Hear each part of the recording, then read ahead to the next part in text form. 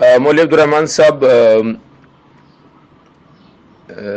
एक उसूली मसला आपके सवाल के जवाब में ये है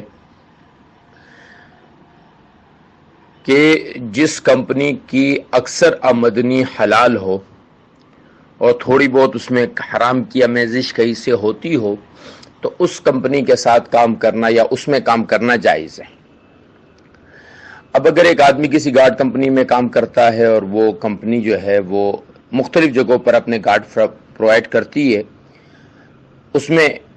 बैंक भी आ जाते हैं, कभी कभार बैंक भी उनको जो है वो अपने गार्ड भेजने पड़ते हैं, तो इस सूरत में ऐसी कंपनी में बतौर गार्ड के काम करने में शरअन कोई हरज नहीं है।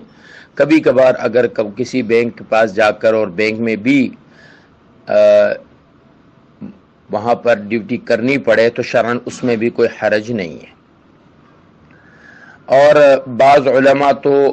जो मुस्तकिलन बैंक के गार्ड हैं उनको उनकी आमदनी को भी हराम नहीं करार देते और उसकी वजह ये बताते हैं कि ये लोग बराह रास्त जो है